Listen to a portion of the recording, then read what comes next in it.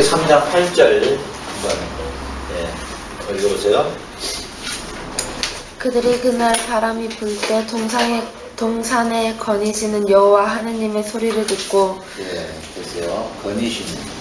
우리 한글로는 이제 거니시는 이렇게 나왔죠. 이게 할라크거든요. 할라크, 거니시는. 그러니까 아담의 직관력이, 아담의 그 하나님을 인식하는 인식이 여호와 하나님의 거니시는, 여호와 하나님의 거니시는 이렇게 이제 나왔는데, 여호와 하나님의 거니시는 이게 동행의 개념이거든요. 함께 동행한다 이런 개념이에요. 동행의 개념. 그러니까 아담이 하나님에 대한 인식이, 신인식이, 신의식이 지금은 우리가 보이지 않잖아요. 잘 이렇게 진짜 하나님 나와 함께 계시는가. 우리 옛날에 교회 집사님 신앙이 참 좋으신 분인데 너무 하나님 앞에 잘 살아보려고 머무르신 집사님인데 저한테 그러더라고요. 목사님, 그냥 아브라함에게 나타나셔서 아브라함아 보통 출애굽을 떠나라 좀 이러면 제가 확실하게 떠나겠는데 죽겠습니다 막 이래. 너무 답답하니까. 이제 그게 몸부림이 뭐예요? 그 신의식을 막 좀 회복해보자는데, 원래 우리는 이제 살아가기 전에는 완전 동행의 삶이었기 때문에 이게 아직 지금 저주가 아직 떨어지기 직전이죠. 이제 나타나셔서 네 왜 먹었냐 이렇게 묻기 전이니까 여호와의 거니시는 음성. 이게 뭐냐면 여호와와 함께 동행하는 의미다. 할라크가 동행하다 이러는 거거든요. 완전히 하나님의 존재 앞에서 살았던 존재라는 것을 알 수 있죠. 그래서 이게 5장 21절 한번 봐보세요. 5장 21절 읽어보세요. 에녹은 먼저 5장 21절 65세에 무드셀라를 낳았고 21절 22절 무드셀라는 낳은 후 300년을 하나님과 동행하며 자녀를 낳았으며. 자 우리가 구약에서 죽음을 맛보지 않고 간 자가 누구예요? 에녹이죠. 에녹. 그리고 또 엘리야가 있겠죠. 엘리야. 근데 이 에녹에게 하나님이 붙여준 이름이 하나 있는데, 에녹은 하나님과 할라크했다 이렇게 기록됐단 말이죠. 원문을 보면 에녹은 하나님과 할라크했다 이렇게 기록되어 있어요. 본문 전체를 좀 해석하면 참 더 제가 편하고 좋겠는데, 아직은 여러분들이 히브리어에 대해서 전체를 아직 할 수가 없으니까 우선 중요한 것만 제가 다루고 하는데, 하여튼 에녹은 하나님과 할라크했다 이렇게 기록됐단 말이에요. 여러분은 하나님과 할라크했다. 그래서 거기서 동행이라는 단어가 바로 할라크했다. 근데 우리 에녹과 노아의 시대 5장과 6장 에녹과 노아의 시대잖아요. 에녹과 노아의 시대는 잘 알다시피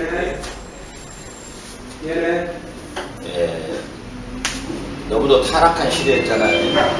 하나님의 아들들이 사람의 딸들의 아름다움을 보고 완전히 흡수되거든요. 그런 타락한 시대였죠.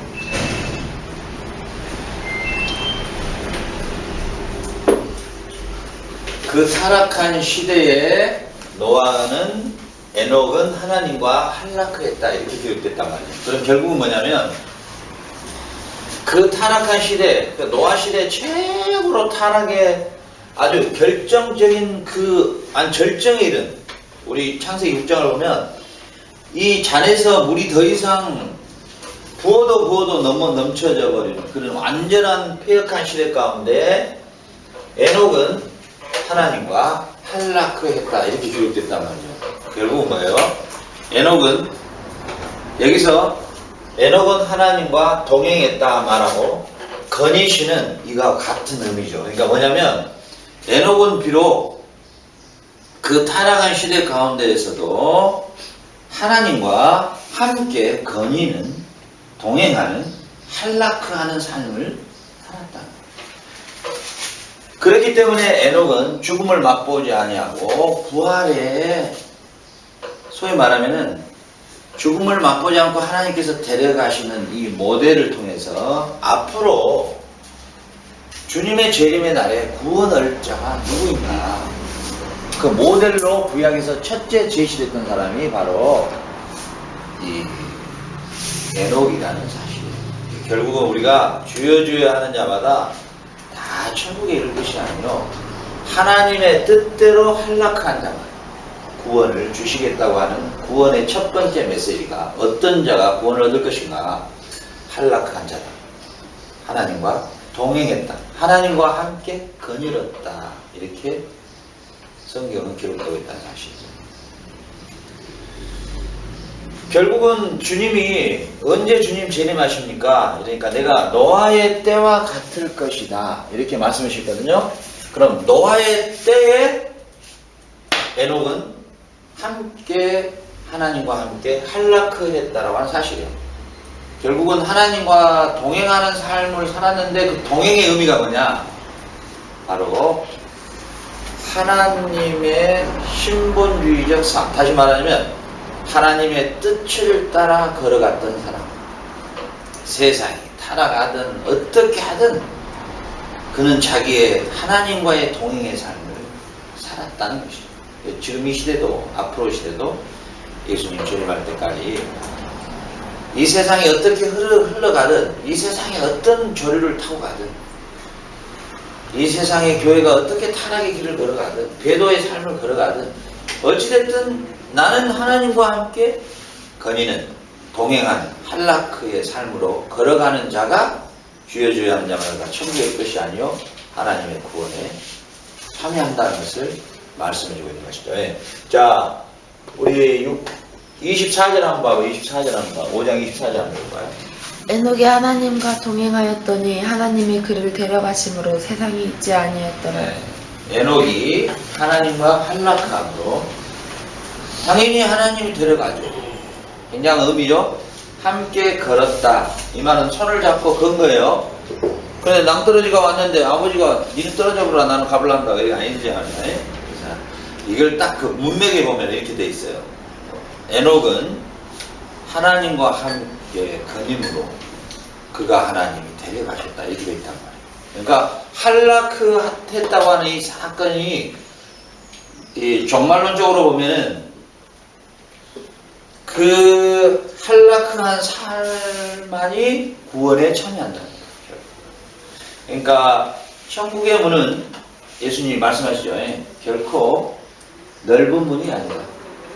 넓은 문은 많은 사람이 찾아오지만 천국의 문은 좁다. 그 좁은 문에는 많은 사람이 원치 않는다. 너희는 좁은 길로 가. 우리의 삶은 한라크의 삶이 하나님과 동행하는 한라크의 삶이 좁은 문이라는 것이죠. 결코 넓은 문이 아니다. 그렇게 보면 역추적을 해서 조사를 해보면 우리의 신앙의 생활은 결코 만만치 않은 겁니다. 좁은 문이라는 거죠. 자, 6장 9절 한번 해봐요. 6장 9절. 이것이 노아의 족본이라. 노아는 의인이요 당대 완전한 자라. 그는 하나님과 동행하였으며. 자, 보세요. 왜 하나님이 그 시대 가운데서 노아를 방주를 만들게 하고 그 노아를 통해서 구약의 새 시대, 구약의 새 하늘과 새 땅, 구약에 나타난 새 하늘과 새 땅이 바로 노아 홍수 후에 새롭게 시작하는 새 하늘과 새 땅이에요. 근데 왜 하나님이 노아를 그 시대에 그리스도가 오시는 일에 결코 맥이 끊어지지 않도록 그를 사용했는가? 노아는 또 보니까 그는 하나님과 함께 뭐했다? 한락했다. 그 타락한 시대 가운데 노아와 에녹은 하나님과 함께 거니는 한락의 신앙을 가지고 있었다는 거예요. 아무리 세속이 타락해 가도 그는 결코 자기 가족을 끝까지 지켰죠. 세 아들들이 그 부인들이 보면은 가나안의 여자들이 아니 누굽니까? 가인의 후의 여자들이 아니다는 것을 알 수 있죠. 끝까지 지켰다는 거예요. 왜? 그때는 모든 사람들이 너무나 예쁜 가인의 후예들의 여자들의 미모에 뿅 빠져버렸거든요. 결론의 타락을 보면 결정적, 우리 목회자의 결정의 타락도 여자 문제예요. 정말 전국적으로 보면 자 교회도 크게 하고 이름도 올리고 이제 거기까지 갔는데 결국은 뭐야? 이 인간의 가장 이 정적으로 가장 깊이 파고들어온 게 이 육체적인 관계잖아. 어떻게 저렇게 성경을 잘 봤던 그래도 참 저런 분이 어떻게 저렇게 됐을까 한데 그거하고는 그거하고 관계없이 그게 넘어짐의 가장 결정체죠. 결국은 뭐예요? 그런 시대에 노아는 하나님과 탈락했다. 자, 출애굽기 4장 12절 한번 봐봐요.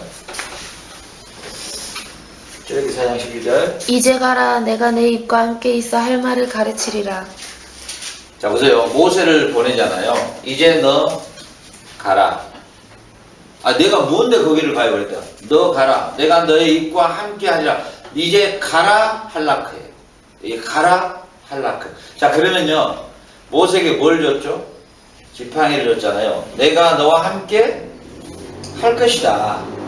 내가 너와 함께 갈 것이다 이 말이에요. 다시 말해 할락할 것이다. 그러니까 모세의 출애굽의 발걸음은 하나님의 발걸음이지 하나님의 건의신임이지 모세가 아니라는 거예요.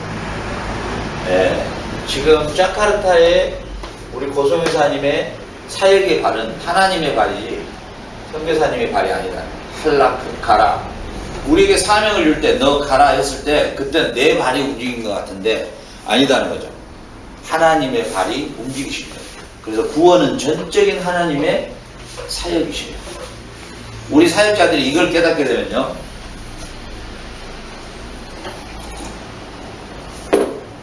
가라. 나에게 분명한 사역지와 나에게 내가 평생을 쏟아야 될 나의 사역지를 주면 가라 하면은 가라. 내 마음에 딱 오면 그것은 내가 움직이는 게 아니라 하나님이 움직이는 거예요. 할라크. 이것만 우리가 사역자들이 깨달아도 두렵지 않아요. 어떤 뭐 자카르타 들어가면 뭐 죽으려고 환장했냐고 뭐 나한테 뭐 경찰도 들어가서 뭐 죽어가지고 나오지도 못했는데 하필이면 뭐 그런 데를 다 들어가려 하냐 뭐 영심이 강하냐 뭐 이런 이야기를 막 하네요. 근데 내가 자카르타를 갑니까? 아니에요. 나는 자카르타가 나는 그런데도 뭐 그런지도 모르고 나는 멀떨결에 가버렸으니까 그게 나오고 좀 정신이 이상해. 혼자 이렇게 자카르타 막 낮에 그걸 돌아다니고 있으니까 뭔 꼬레아가 하나 와가지고 돌아다니니까 이거 어찌 되느냐. 맞대어가 보니까 어떤 놈이 칼을 들고 나한테 이거 탁 주시고 돈 가져가려고 칼 들고 막 나는 이렇게 걸어가는데 뒤에서 막 달려오더래. 이제 맞대고 쳐다보고 내가 이렇게 쉽게 안 가냐고 그러니까 막 도망가면서 나오고 똘 제발 혼자 안 된다니까. 제가 오더라도 문 앞에서 나하고 만나고 봐야지. 여기가 어딘데 그렇게 하냐고 막. 난 모르겠어요. 어쨌든. 근데 우리가 할라크 모세에게 사명을 주면서 가라. 이 말은 할라크 이 말은 내가 너와 함께 걸어갈 것이다. 이 말이에요. 네, 그래서 모세는 이거 하나를 붙들고 이 신앙 하나를 붙들고 하나님이 이 광야 홍해바다 앞에서도 외국 군대 앞에서도 당당하게 백성들에게 그 말을 선포할 수 있었어요. 보라, 지금 이 여호와의 구원을 봐라. 다시는 너희가 이 외국 군대를 보지 못하지. 왜? 할라크하고 계신 하나님을 그는 믿었기 때문에. 이게 우리 사역자의 큰 힘이에요. 사실 4장 19절 여호와께서 미디안에서 모세에게 이르시되 애굽으로 돌아가라. 내 목숨을 노리던 자가 다 죽었느니라. 자, 네 돌아가라. 애굽으로 돌아가라. 할라크 가라. 그러죠? 자, 거니신다는 단어가 가라는 단어하고 완전히 틀린 것 같잖아요. 우리 한글의 번역은. 근데 놀라운 것은 거니신다, 동행한다, 가라. 명령법까지 다 똑같이 쓰고 있다는 거예요. 뭐예요? 그래 뭐예요? 하나님이 너와 함께하니 너는 가라. 이렇게 해석이 되는 거예요. 놀랍죠? 예. 이게 임마누엘 신학입니다. 임마누엘 신학. 내가 너와 함께 있으니 너는 가라. 내가 너와 동행해주겠다. 이 할라크 단어 안에서 그게 다 나와요.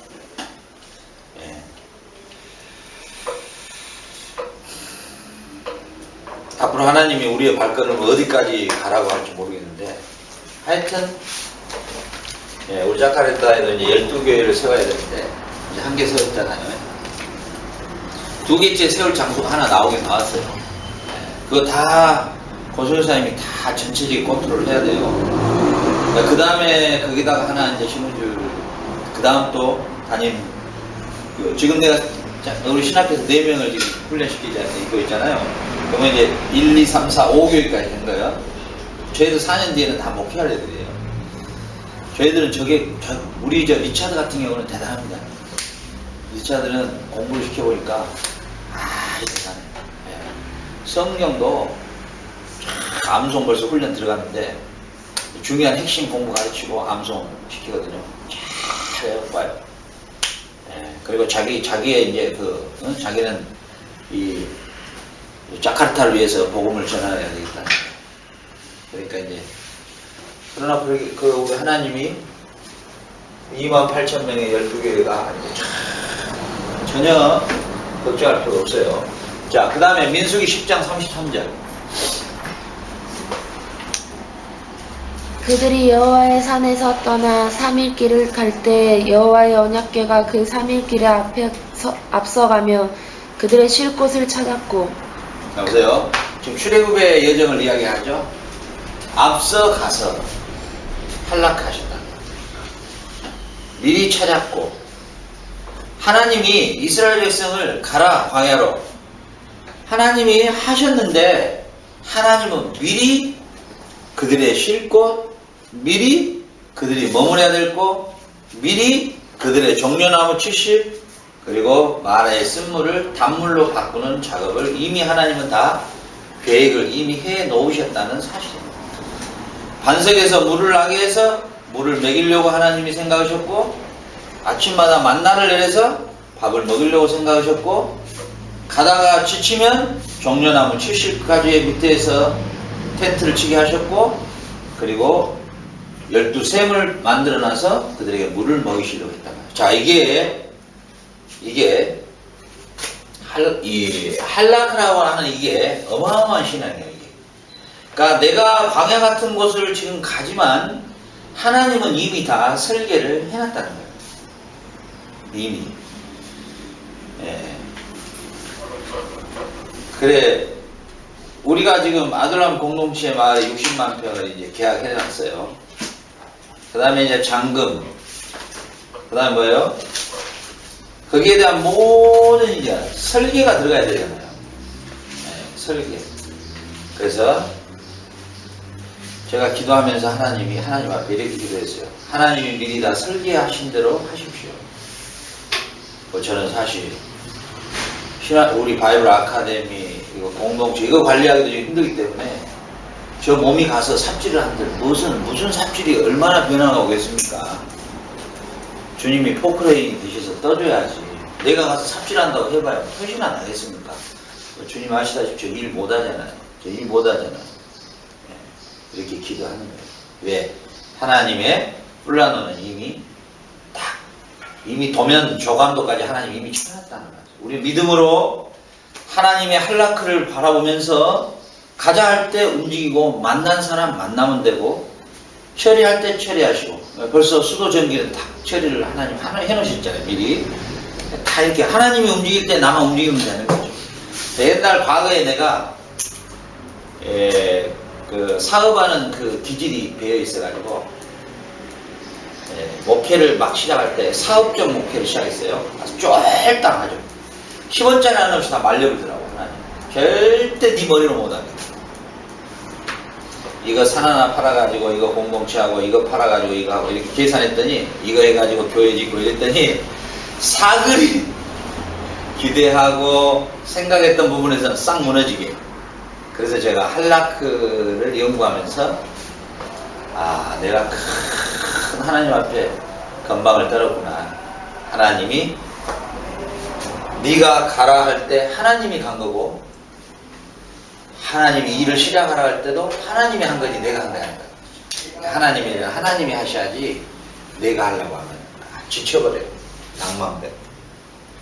자, 그래서 이 할라크 이게 설명을 하려면 한락하더라도 저기 계시록까지 좀 가야 되는데 제가 거기까지 가려면 머리가 아프니까 그래서 맛만 보고 나머지는 그러니까 뭐라고 말해야 될까요? 제가 그냥 이렇게 엑기스를 이만한 매실 엑기스를 드리면 그냥 이걸로 이만큼도 만들 수 있고요. 이만큼도 만들 수 있고요. 이건 이제 여러분들이 작업을 해야 돼. 묵상을 통해서 이 한라크라는 것을 통해서 설교를 하면 10편, 20편도 나와요. 여기에 관계된 구절들이 여기에 관계된 문맥들이 계시록까지 보면 어마어마해요. 어마어마해요. 예. 한마디만 이야기해 줄까요? 계시록 보면은 계시록 1장, 2장 아예 안 가르쳐 줘야 됩니다. 자, 보세요. 예. 이게 보면은 그 당시에 우리 요한계시록을 쓰는 배경 당시에는 어마어마한 핍박들이 있었잖아요. 그 황제들 특히나 도미티안, 뭐 네로, 시저 뭐 이런 존재들이 있었잖아요. 그러니까 성도들이 핍박당하고 순교당하고 동물 가죽에 벗겨서 죽고 톱에 막 켜서 죽고 막 비참했죠. 그럴 때 이제 교회가 마치 아무 힘이 없는 것처럼 느껴졌단 말이에요. 진짜 이렇게 하나님 살아계시면 이럴 수가 있겠는가. 그럴 때 하나님이 밤모섬에 있었던 요한을 통해서 보여주시죠. 교회가 어떤 존재인가 보여주시는데 오른손에 7개 뭘 잡았어요? 별. 오른손에 또 왼손에는 또 뭘 잡고 있죠? 네, 이렇게 잡고 있어요. 이렇게. 양쪽으로 딱 잡아요. 성경은 성경에서 해석을 해요. 촛대는 뭐라고 소개를 해요? 7별은 뭘로 소개를 해요? 7별은 주님이 세우신 지금의 목회자들이에요. 이건요, 교회, 촛대는 교회. 이거 두 개를 딱 잡으시고, 끌리는 옷을 입으시고, 이게 뭐냐면, 어디서 나타나냐면, 그게 우리 이사야 6장에 그대로 나타나요. 그 복장이, 예수님이 입은 복장이 똑같이 나타나요. 끌리시고 그분이 교회를 거니셔요. 거니신다, 이게 할라크예요. 이게 70인역으로 번역을 하면은, 이 거니신다가 할라크예요. 그럼 뭐예요? 주님은 오른손은 뭐예요? 절대적 주님의 능력이잖아요. 오른손으로 주의 사자들을 붙들어요. 목회자를 붙들고 교회를 보존하시고 성도들을 보존하시고 그 교회와 함께하고 거니시고 동행하시고 한락하고 계시는 거예요. 그러니까 이 교회를 음부의 권세가 절대 못 이겨요. 절대 이길 수 없어요. 로마가 아무리 교회를 핍박했지만 교회를 못 이겼어요. 네로가 아무리 핍박했지만 교회를 절대 못 이겼어요. 예, 교회 태동일에 교회를 이긴 자는 아무도 없습니다. 예, 이런 것들은 계시록 몇 장이가 있어요? 1장 12절부터 네, 한번 크게 한번 읽어봐요. 몸을 돌이켜 나에게 말하는 음성을 알아보려고 돌이킬 때 7 금 촛대를 보았는데 촛대 사이에 인자 같은 이가 발에 끌리는 옷을 입고 가슴에 띠를 띠고 그의 머리와 털의 희기가 흰 양털 같고 눈 같으며 그의 눈은 불꽃 같고 그의 발은 풀무불에 단련한 빛난 주석 같고 그의 음성은 많은 물소리와 같으며 그의 오른손에 7별이 있고 그의 입에서 좌우에 날성검이 나오고 그 얼굴은 해가 힘있게 비치는 것 같더라. 내가 볼 때 그의 발 앞에 엎드려서 죽은 자 같이 되매 그가 오른손을 내게 얹고 이르시되 두려워하지 말라. 나는 처음이요 마지막이니. 됐어요. 여기까지만요. 자, 7 촛대와 7별을 가지신 주님이 이사야 6장에서 보았던 천사들도 감히 보지 못했던 복장을 그대로 입고 계셔요. 발에 끌리는 옷을 입으시고 그리고 흰털, 양털같이 흰털 같더라. 일찍 죽임을 당하신 예수 그리스도 말하는 거죠. 그분이 오른손에 왼손에 촛대와 주의 종들을 붙들고 교회를 거니시고 계신다. 한락하신다. 그러니 교회를 절대 못 이겨요. 교회가 진리로만 서 있다면 절대 못 이깁니다. 진리로 서 있지 못하기 때문에 교회가 무너져버려요. 예, 그러니까 크리스탈 교회가 경매로 넘어가 버리죠. 로버트 슐러 유명하죠. 그 사람. Possibility Thinking. 그 사람이 원조 아니에요? 그 Possibility Thinking의 원조가 그 사람이 직계가 누구냐면은 바로 우리 조영기입니다. 우리 조영기 목사가 그분의 영향을 제일 많이 받았죠. 여러분, 저와 여러분 우리 할 수 있습니다. 오늘도 기대하십시오. 하나님이 저와 여러분을 도우실 것입니다. 대단해요. 사람이 완전히 그 심리적으로 접근해 들어가면 대단한 메시지입니다. 예. 근데 결국은 할 수 있다라고 주창했던 크리스탈 교회가 경매로 넘어갔습니다. 예, 믿음이란 게 참 헷갈리면 안 되죠.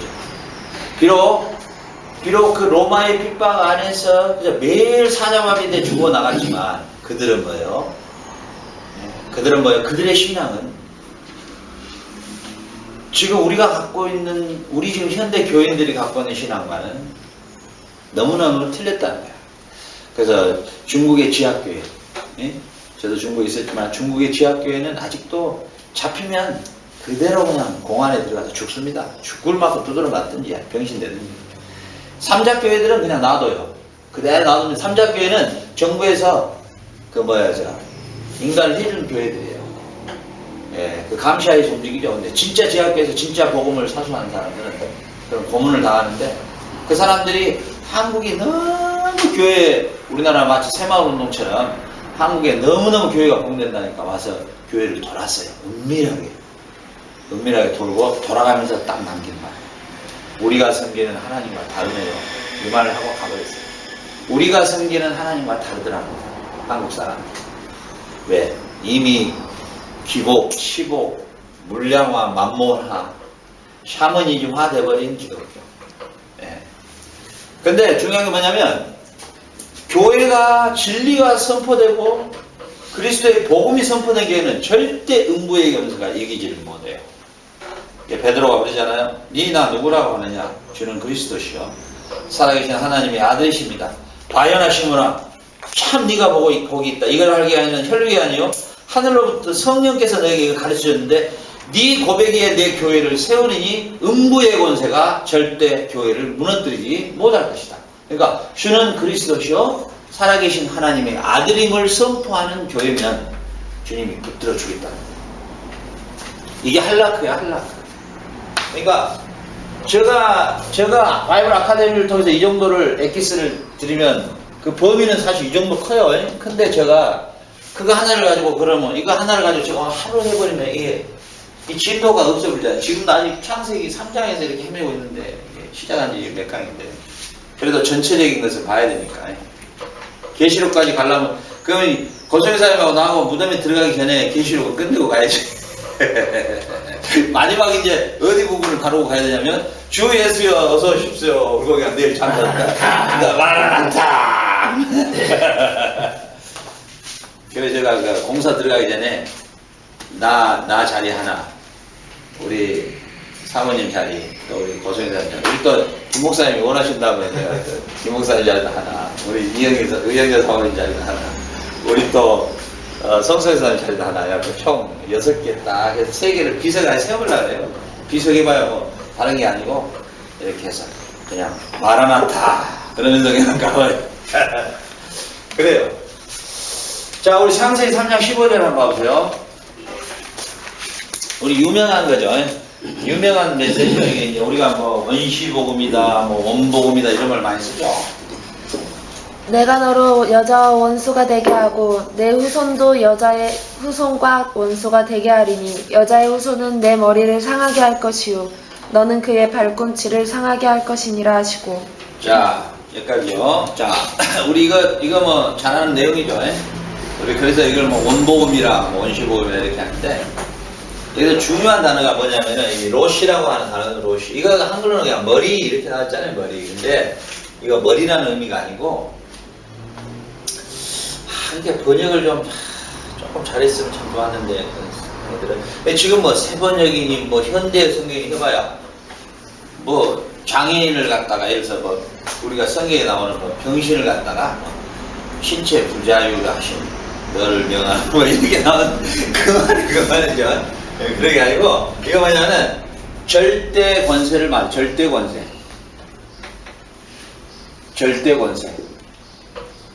최상의 권력 이런 뜻이에요. 최상의 권세, 이게 절대적 권세, 최상의 권력.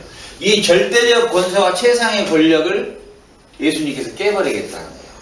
이 로시를 박살 내버리겠다는 거예요. 그러면은 사단이 가지고 있는 절대적 권세와 최상의 권력이 뭘까요? 사망이잖아요. 사망. 이것은 생명 반대가 사망이잖아요. 그러니까 하나님은 생명을 창조했는데 마귀가 갖고 있는 권세는 사망이란 말이죠. 그러니까 무시무시하죠. 맞짱 까는 거죠, 지금이. 네가 태어나게 해봐라. 나는 죽일라니까. 그래서 가인이 아벨을 싹 제거시키죠. 네가 한번 태어나게 해봐라. 내가 반드시 죽일라니까. 헤롯이 전부 세 사람이라 다 때려 죽여라. 어디서 나온 다디야? 유대의 왕이. 그러죠? 사울이 어때요? 어찌됐든 저놈을 내가 창에 못 박아 죽여야 된다. 끝까지 죽여야 된다. 사단은 어찌됐든 간에 머리를 깨버려. 사단은 어찌됐든 간에 발꿈치를 문단 말이죠. 끝까지 그 못 오도록. 우리 다리에 이 발꿈치라면 아킬레스예요. 이거 끊어지면 못 걸어요. 그러니까 주님이 오시는 길을 사단은 철저히 막아내는 작업을. 지금은 뭐예요? 우리가 복음을 전하는 것만큼은 철저히 막아내요. 사단이. 그래서 교회가 뭐 행사하고 뭐하고 뭐가 다 해라는 거야. 막 교회 건축을 하든 말든 나도 관심 없어. 사단은 오히려 그 박수 쳐줘. 잘 돼간다. 그냥 막 2천억 주고 한번 지어봐라. 막 사랑의 교회고 뭐고 막 해봐라. 그래놓고 나서 뭐요? 그게 하나의 집단화되고 조직화되고 체계화되면 집단의 조직화되면 뭐가 있어요? 계급이 형성되잖아요. 그죠? 계급이, 우리 공동체 안에서 계급이 형성되면 이거 망하는 길이에요. 아, 저 사람이 1등, 저 사람이 2등, 3등 이렇게 잡아버리면 이거 끝장나는 거예요. 계급이 없어야 돼. 이게 뭐예요? 조직화되고 거대화되면 계급이 형성돼요. 계급이 형성되면 교회는 뭐죠? 계급적으로 가버리면 뭐야? 이제는 뭐야? 목회자 위에 장로들이 딱 서는 거예요. 그래서 목회자를 갖고 놀아. 절대 권력을 그들이 쥐니까 니는 언제든지 우리가 당해서 쫓아낼 수 있어. 절대 권력을 딱 잡으면은 이 밑에 목회자가 튀어나가든지 이 사람과 정면대결 해야 되는데 타협을 하게 되면 이 사람의 메시지에는 이제 그리스도는 절대 나타날 수가 없어요. 장로의 메시지만 나타나. 그러면 교회는 가는 거예요. 사단은 그걸 넣어요. 사단. 그래서 뭐요? 사단의 절대 권세인 이 로시르가 뭐예요? 예수님께서 이걸 깨버려요. 사망아 너의 쏘는 것이 무엇이냐? 사망아 네가 아유 웃긴 놈아 네가 사망 갖고 놀았느냐? 조롱하죠. 어디에 있어요? 로마서? 사망아 너의 쏘는 것이 무엇이냐? 사망아 너가 이기는 것이 무엇이냐? 네가 그동안에 사망을 갖고 놀았느냐? 이런 싸가지야. 그래서 그냥 바로야 내가 머리를 깨버렸노라. 우리 주님이 머리를 깨버렸노라. 사망아 일단 어디에 있어요? 서신서 중에. 이야, 이 중요한 대목을 못 잤다. 우와. 못 찾겠어요? 못 찾겠다. 개뻔이죠. 로마서에 넣습니다. 15장입니다. 어디 15장일까요? 고린도? 어디? 전서, 후서? 전사. 전서! 이제 찍었다. 부활. 우리들 부활짝 막 그렇게 했잖아요. 15장에 있는 거 봐봐요. 먼저 15장. 있어요. 이야.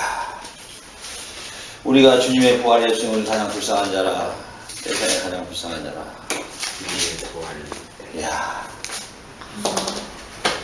됐어요? 네. 있어요? 있어요? 56장. 한번 읽어보십시오. 시작. 사망이 쏘는 것은 죄요 죄의 본능인 겁니다. 우리 주 예수 그리스도로 말미암아 우리에게 승리를 주는 하나님께 감사하노니.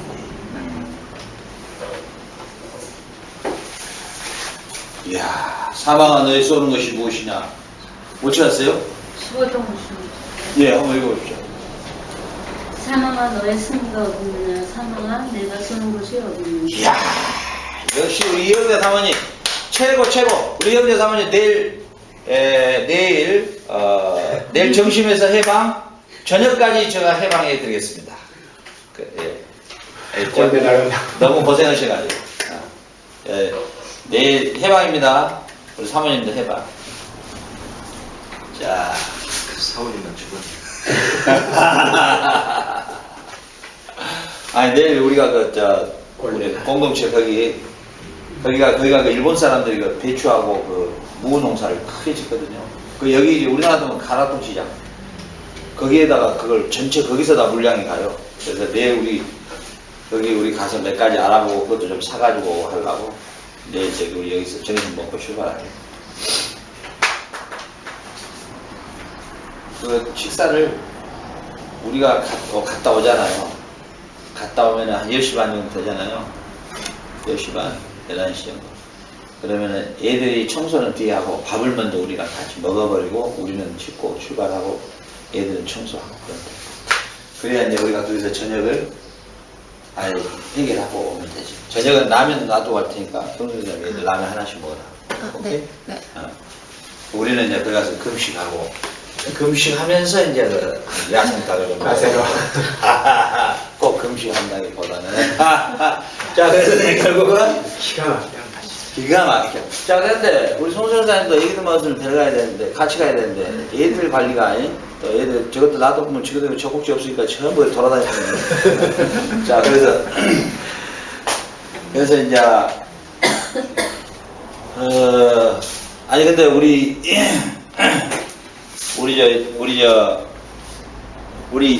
이영자 사모님을 보니까 우리 사모님하고 둘이 이렇게 마지막에 서로가 하얀 머리 하얀 옷을 입고 한복 같은 거 서복 입어가지고. 아니 서복이 아니라 우리 공동체에서 이렇게 참 그 상처받은 영혼들 그런 영혼들에게 이렇게 복음을 두 분이서 전하면 이 최고의 그 커플이다 이렇게 보여요. 왜냐하면 일단 미모가 뒷받침이 되니까 이 복음도 미모가 상당히 중요하더라고 또.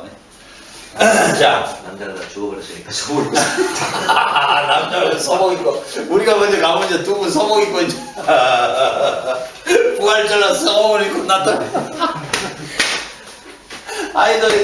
아이돌에서 기본사를 목회하는데 그러더래요. 뭐라 그래요? 그러고 부활절 날 저 흰옷을 입고 와도 되냐고 뭐 흰옷 입으면 좋죠. 그랬더니 뭐 자유롭게 입고 해서 그냥 새벽기도 때 비가 부슬부슬한데 머리를 쪼개치고 저거 하얗게 쌌는데 머리를 또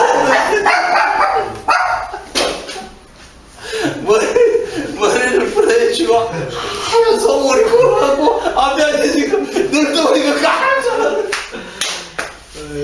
얼마나 죽었는데 쓰지.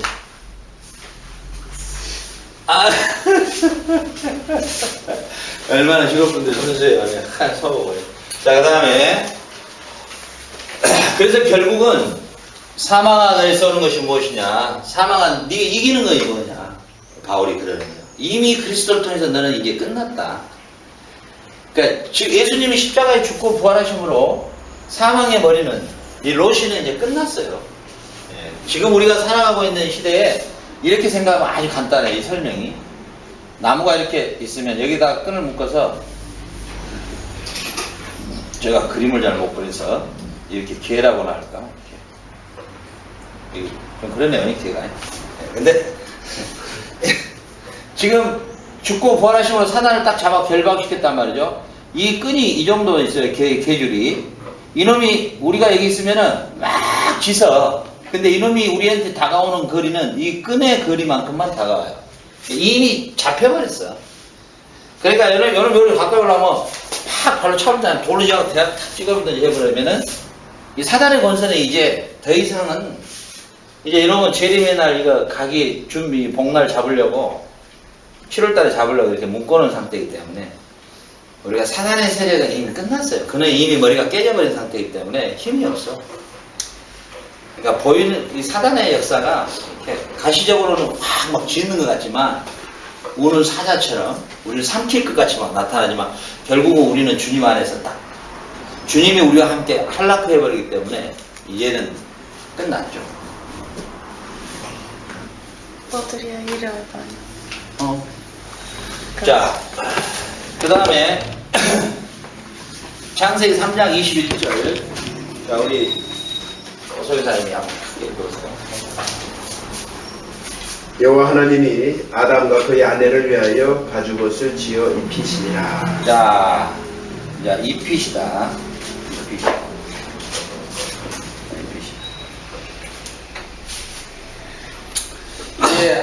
이제 아담의 선악과를 먹고 난 다음에 이제 그들이 뭐예요?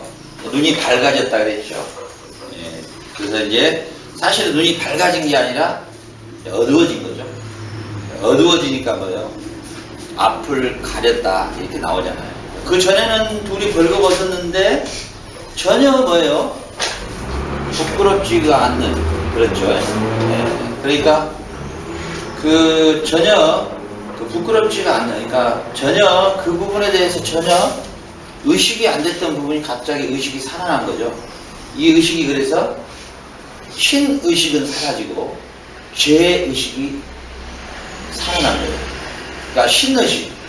아까 하나님과 함께 이 할라크했던 신의식은 없어지고 인간에 뭐가 나타나기 시작하면은 죄성의 본질의 의식이 살아나 버리는 거죠. 그러니까 원래 이 성적인 관계도 타락하기 전에는 성적인 관계로 우리가 인식되고 있는 게 아니라 하나님의 생육하고 번성하고 하나님의 숫자가 충만하는 일에 하나의 생산의 과정에 우리의 성관계인데, 우리가 이 범죄함으로 이 신의식은 사라지고 그 본질이 사라지고 비본질이, 죄의 본질이 드러나기 시작합니다. 그게 뭐예요? 이제 육체를 보고 거시기를 보고 이상한 것이 느껴지기 시작한다는 거죠. 거시기를 보고 딸랑이를 보고 이상하게. 무사분이 뭐 그렇게 웃으려면 확실히 웃으십시오. 허허허 웃어봐요. 뭐 돈 든다니까. 그런데 그래서 이제 이게 모든 게 뭐가 되냐면 죄성이 살아나고 신의식은 사라지니까 모든 게 쾌락의 도구로 전락되기 시작합니다. 육체적인 관계, 성적인 타락. 그래서 결국은 보면 이 성적인 타락이 최절정인 것 같아요. 그러니까 그 잘 배우고 똑똑한 거 변호사, 검사 되기가 쉬워요. 그 의사 되기가 쉽습니까? 그런데 스와핑을 하더라고요. 스와핑. 세상에 자기 마누라들을 태고 바꿔보는 그런 놈들이 세상에 어디가 있어. 한전소에 가서 돈 바꿔서 바꿔보니까 이게 골치 아프지. 근데 그게 뭐냐면 그들은 그리스도를 통해서 새로운 사람으로 거듭난 게 없기 때문에 그게 대한 죄책이 있느냐? 전혀 없는 거예요. 그건 그들의 즐거움이지. 자기들의 그건 즐거움이지. 그걸 이야기하면은, 그러니까 동성애자도 마찬가지예요. 야, 지금 너희들이 우리 동성애자 하는데 뭐 돈 못 해줬냐? 뭐 국가방문 사준 적 있냐? 아, 우리끼리 쑥문끼리 붙어도 말도 네가 뭔 소용이 있냐? 이러는 거야. 그럼 자기들은 그게 즐거움이라는데 왜 그걸 막냐는 거지, 너희들이. 너희들이 니나 나나 사람인데 네가 뭔데 나한테 된다 안 되냐 그러냐, 네가. 이런 거예요. 이 논리잖아요. 이게 바로 우리 인간의 죄성이 왜요? 이제 하나님과 동행했던 할라크의 신성이 떨어져 버리고 본질의 죄성이 이제 드러나는 사건이에요. 그래서 뭐예요? 이제 가렸단 말이죠. 가렸어요. 그래서 하나님이 그들이 가리는 무화과나무 잎을 걷어내시고 입히셨다. 이렇게 이제 입히셨다. 라벳이라는 거거든요. 라벳이.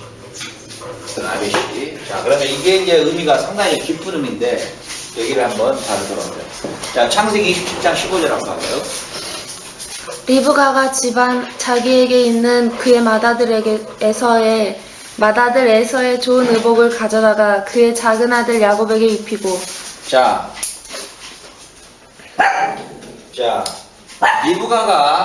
리브가가 장자인 에서의 옷을 갖다가 누구에게 입혀요? 야곱에게 입혀버린단 말이죠. 그리고 이제 야곱이 손에다가 털을 대충 붙여가지고 이삭이 헷가닥 해갖고 있을 때 가서 아버지 제가 가져온 복입니다. 저에게 축복하시옵소서. 오 내 아들아 그러면서 네가 장자권을 네가 받노라 하고 이제 근데 내가 그 설교를 한번 해나가고 그랬는데 그 구약의 장자권의 계승은 어마어마한 계승이다 그랬죠. 첫 번째 특히나 언약의 족장들의 계승이라는 것은 무서운 거죠. 왜냐하면 하나님이 메시아를 보내는 일에 아브라함의 계보를 사용하시기 때문에 아브라함에 속해 있는 계보는 장자권은 누구의 장자권까지 포함되냐면 그리스도의 오심의 장자권까지 포함되기 때문에 너무너무 중요한 거죠. 근데 아브라함, 이삭, 그 다음에 이삭이 장자권을 누구에게 넘겨버리냐면은 에서에게 넘기는 게 아니라 야곱에게 넘어가는데 이미 임신해 있을 때 하나님은 야곱에게 장자권을 주겠다고 이미 약속을 해버렸죠. 태중에 싸울 때. 그런데 여기서 이 리브가가 예서의 옷을 야곱에게 입혔다 이럴 때 라벳이. 그럼 뭐예요? 이게 뭐예요? 이게 무슨 의미냐면 이 야곱이 예서의 옷을 입었다. 이게 단순한 형의 옷을 내가 뺏어 입었다 이런 의미가 아니고 이 문맥이 이어지죠. 뭘로요? 장자권의 계승으로 이어지잖아요. 이제 좀 있으면은 이삭이 이제 너는 장자라 하고 이제 이 장자권의 축복을 그에게 넘겨주죠. 이 문맥을 타야 돼요. 그래서 이 에서의 장자권이 야곱에게 넘어가는 의식을 지금 행하고 있는 거예요. 그러면은 결국 뭐냐면은 입혔다. 여기 보세요. 입혔다. 라벳이는 아담과 하와가 비록 하나님 앞에 범죄하여 타락하여 그가 에덴의 동산에서 쫓겨나질지라도 하나님은 여전히 아담과 하와를 뭘로 세웠다? 장자로 세웠다. 이게 하나님의 은혜예요. 이게 하나님의 절대적 은혜예요. 이게 하나님의 측량할 수 없는 은혜예요. 이 정도 사고 쳤으면 싹쓸이 아예 없애버려야 되는데 하나님은 네가 비록 범죄했을지라도 나는 너를 버리지 못하겠다. 천지 만물을 한 말씀으로 창조하신 그분이 우리 인간을 도대체 얼마나 사랑하고 얼마나 좋아했으면 하나님의 형상대로 우리를 만들어서 하나님과 동격의 상태로 만든 데다가 그 다음 뭐예요? 비록 타락했지만 너를 뭘로 세우겠다? 장자로 세우겠다. 결국 뭐예요? 아담. 그래서 첫사람 아담이라는 말을 쓰고요. 둘째 아담이라고 쓰고요. 그 다음에 첫사람 아담은 오실자 그리스도의 표상이라 그랬잖아요. 표상. 그리스도의 표상이라 모델이다. 심볼로다. 이렇게 말하잖아요. 이 의미가 뭐냐면 네가 비록 타락했지만 나는 너를 라벳이 하겠다는 거예요. 뭘로? 장자로 그대로 존속시키겠다는 거예요. 첫사람 장자는 우리에게 죽음을 가져왔지만 둘째 장자는 뭐예요? 큰아들이잖아요. 밑에 똘마니 동생들을 거니는 둘째 장자로 오신 그리스도는 우리에게 생명을 주십니다. 이렇게 바울은 로마서에서 설명해 가고 있다는 것이에요. 그러니까 하나님의 절대적 은혜가 뭐냐? 비록 범죄했지만은 여전히 아담의 위치를 뭐예요? 장자의 위치로 그대로 세워주셨다는 거예요. 우리 하나님이 창조한 창조의 머리로 여전히 뭐예요? 우리 아담을 그대로 유지시키겠다는 거예요.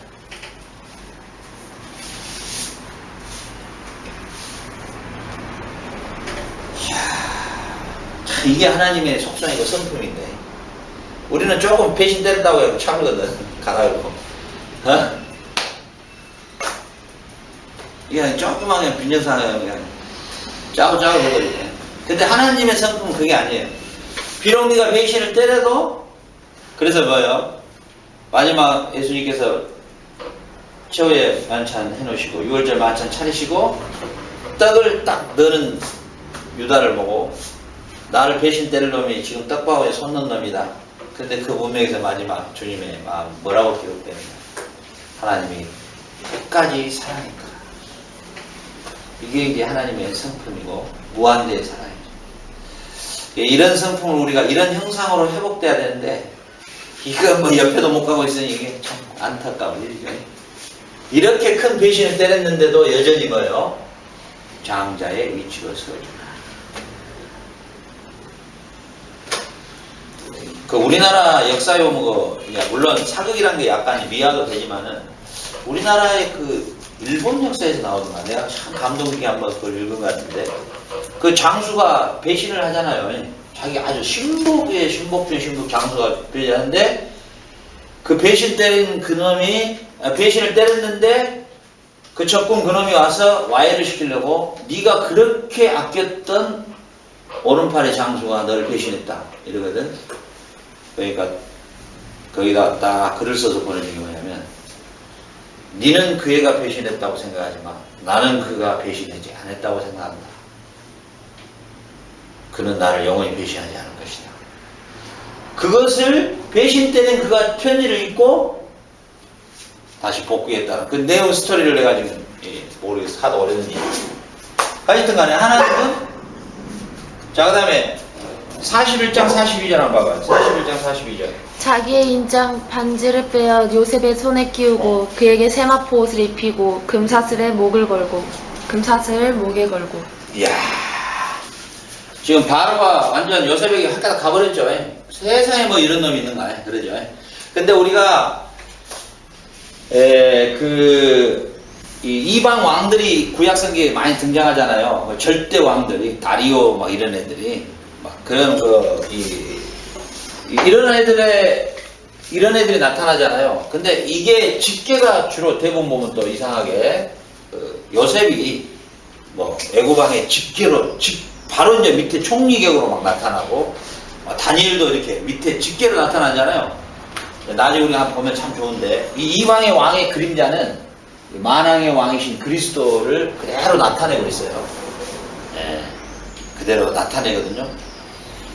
그러니까 뭐냐면 이 요셉에게 뭘 끼워주냐면 인장 반지를 끼워주고 옷을 입혀줬다는 거예요. 그러죠? 이게 왕의 옷을 입혀버린 거예요. 소위 말하면 얼마나 요셉을 총애했으면 야 이런 놈이 세상에 다니는가, 아 이런 꿈을 다 풀어본 놈이 있는가, 이런 놈은 세상에 없다. 그래가지고 자기가 입은 옷을 갖다가 입혔다 할 때 라베시 그러면 뭐예요? 자 보세요. 하나님이 아담이 비록 타락했지만 그에게 옷을 지어 입히시다 그를 여전히 장자로 인정하고 그를 여전히 피조물의 왕관으로 그를 그대로 존속시키겠다고 하는 하나님의 언약이에요. 그림 언약. 그래서 사실은 입히셨다라고 하는 이 라베시에가 사실은 하나님으로부터 나타난, 그러죠? 하나님으로부터 나타난 하나님의 최초의 은혜의 계시라 이렇게 말할 수 있어요. 그 은혜가 얼마나 컸는가 우리 인간이. 하나님이 우리에게 베푸신 은혜가 얼마나 큰 은혜였던가. 하나님을 배신 때리고 사단과 야합하여 쿠데타를 일으켜서 하나님의 보좌를 탐내고 하나님과 맞수를 뜨려고 했던 이 피조물이 아무것도 아닌 이 피조물을 대신 때렸음에도 불구하고 그를 장자 그리고 그를 뭘로? 피조물의 왕관으로 그대로 유지시키겠다. 이게 하나님의 은혜의 선표.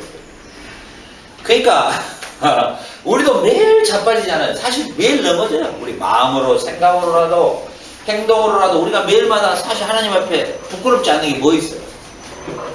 그러잖아요. 우리 고선사님 같으면 내가 좀 진실하게 내가 좀 하나님 앞에 성실하게 살고 싶은데 뭐 저 양반은 뭘 더 진실하게 산다고 할까? 이러지만은 본인은 그게 아니다는 거죠. 본인은 이게 왜 이럴까 사람이? 왜 이 모양일까? 네? 어제 우리 사모님이 깍두기 담고 깍두기를 담고 그 다음에 깍두기 담는데 야 빨리 와 이거 무거운 거 들어 그러더라고. 근데 이제 내가 그때 하필이면은 샤워를 하려고 옷을 다 벗고 이렇게 물을 딱 트는 순간인데 빨리 와 들어 그래. 사람이 이게 참 본인은 내 기도원데 방해 안 하려고 일부러 걸어서 가서 근데 지금이면 시장에 무 나왔다 생각해가지고 무 챙겨가지고 낑낑거리고 그 택시 잡아타고 여기서 내려가고 저기다 내려놓고 그래도 나를 도와줄 사람 우리 남편이라고 부르는데 나는 야 빨리 이거 타 그러니까 그 내려가면서 쳐다보면서 속으로 순간에 나온 거야. 연미하고 해피는 무들 대가를 지금 사올까 이런 속으로 마음에서 올라와.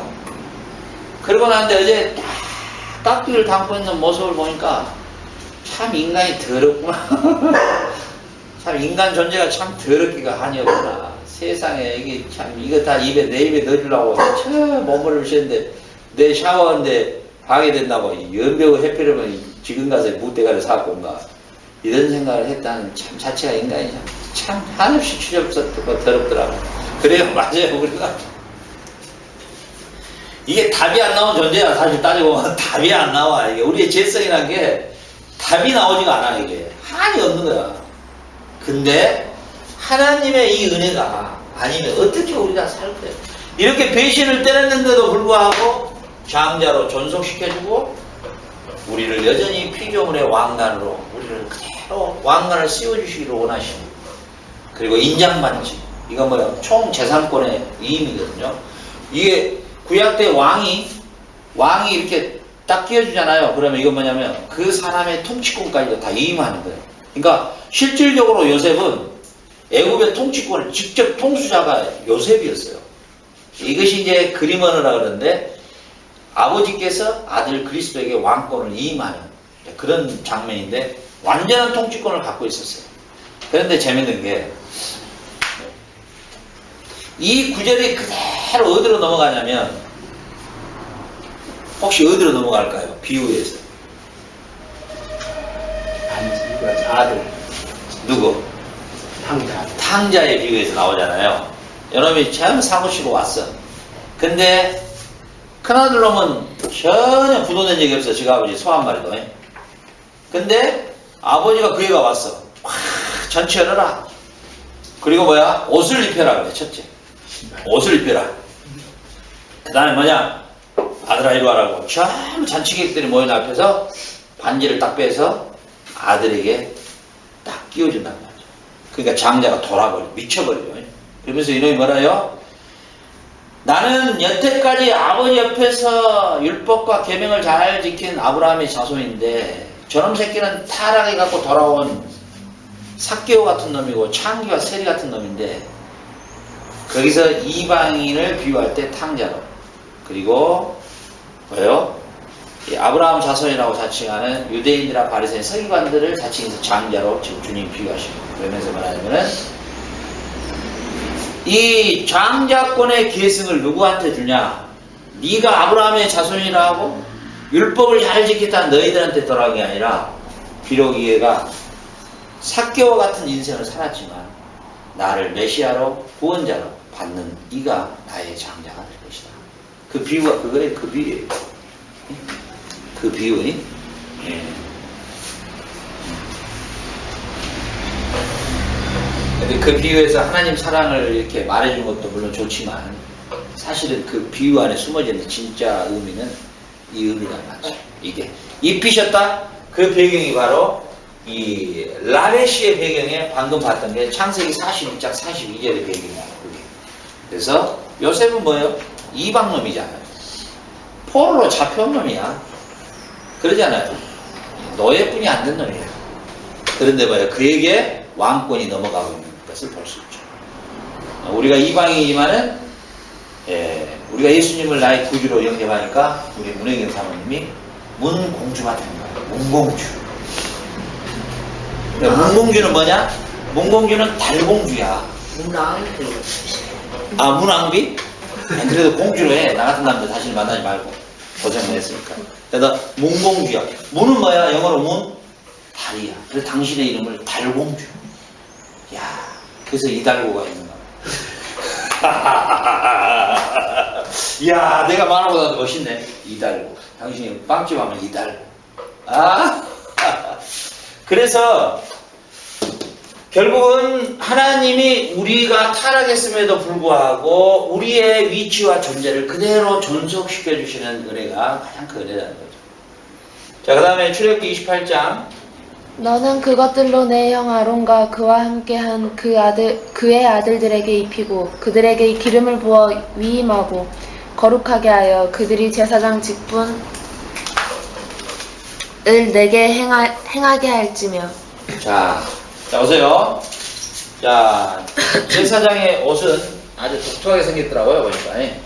이렇게 하고, 이렇게 돼서, 이렇게 하고, 발이 뭐 이상하게 해서, 그래서 방울도 딸랑딸랑딸랑 달아놓고, 여기에다가 막 흉패도 붙이고, 보석도 막 이렇게 하고, 12개 붙이고, 이렇게 해놨더라고요. 근데 이 제사장의 옷을 디자인을 누가 직접 하냐면, 하나님이 직접 하셔요.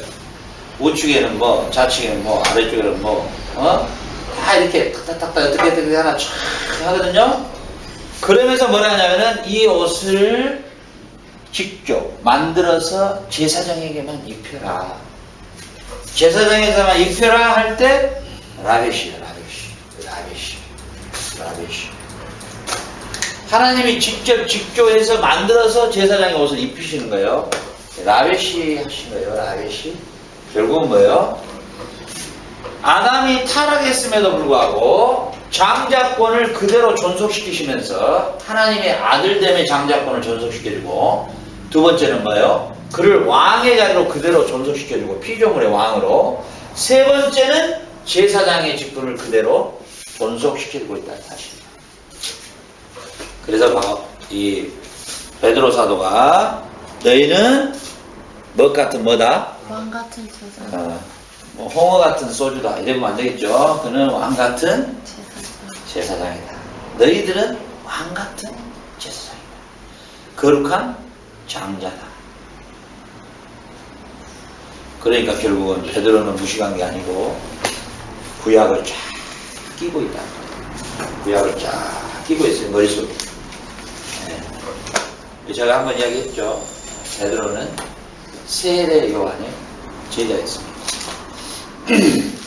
그래서 베드로의 형제 이름이 뭐죠? 안드레가 먼저 예수님을 만나고 나서 빨리 돌아와가지고 베드로한테 묻죠. 베드로야, 형, 메시아가 나타났어. 자, 우리 누구야,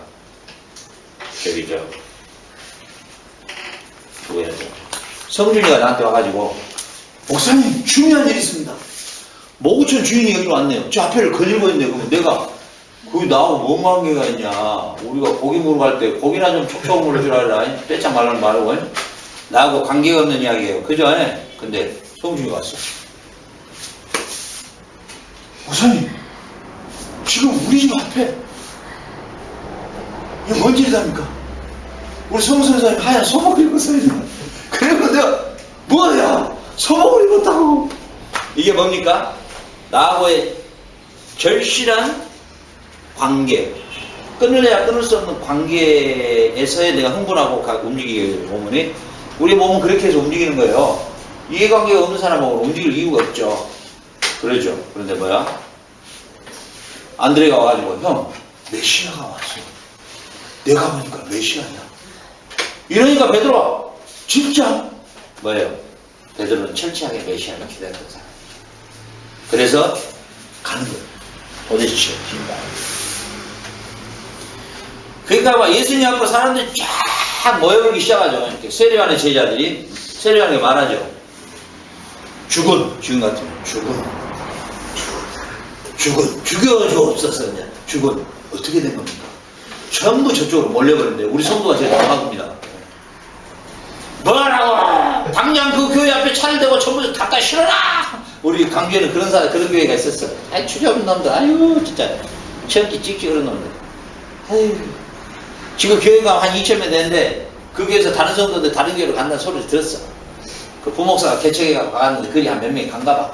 그러니까 당회장이 직접 명령해가지고, 당장 차를 풀어라! 그러니까 똘마니들 또 하고 장로들 휘리리 가갖고, 교회 앞에 이렇게 서 있어. 그 자기 교회 성도들 들어가고. 어머, 저 짜잘한 놈들 봐라. 그랬더니 나보고 저 문 깡패가 아니야. 얘라 이 새끼들아. 내 전도사 때. 그러니까 내가 아주 유명했어요. 얘라 이 새끼다, 이 거지 새끼다. 여기가 뭐 슈퍼마켓이냐, 손님 유치로 하냐. 얘라 이 짜잘한 놈들아. 그래갖고 장모냐. 그래갖고 내가 우리 노회장하고 아주 뭐 나를 뭐 징계하지. 이런데 징계고. 하여튼간에. 그런데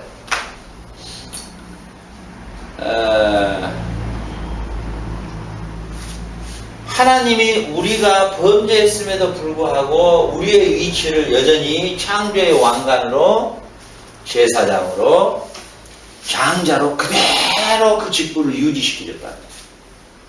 그러니까 세례요한이 그래요. 너희들도 가거라. 너희들도 가거라. 나도 그분을 기다렸던 사람. 나는 그분의 신들매도 근데 이게 참 놀란 거예요. 그 세례요한이 사촌형이에요. 6달이 앞서 있어. 그러니까 어렸을 때 같이 클 때는 형 그랬을 거 아니에요. 형. 마리아가 임신했을 때도 자기 그 사촌 그 언니도 또 임신했을 때 같이 대화하는 거 나오잖아요. 니 어째 니 배에서 뭐 이가 푸탕타 뛴다 막 이러고. 근데 어떻게 꼬마 때부터 같이 살 때 형 이랬을 거 아니에요. 요한한테 세례 요한한테. 근데 어떻게 세례 요한은 내가 저분의 힘들매도 내기 힘들겠고 저분은 세상죄를 지고하는 하나님의 어린 양이시고 나는 저분에 대해서 잘 안다. 어때요? 성령의 감동으로 세례 요한에게 저분의 메시아됨을 계시해주지 않았다면 그건 있을 수 없는 일이에요. 제가 저 6개월 먼저 형인데 내가 우리 고성사님하고 이렇게 같이 사는데 물론 여기는 메시아가 아니지만 이렇게 사는데 제가 저분이 메시아다. 에? 저분이요? 밥만 먹으면 맨날 의자에 가고 자고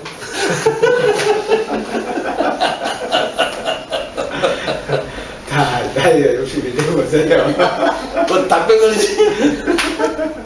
닭이 보면 낮에 머리를 딱 찢어먹고 겨울에 햇빛이 딱 뜨면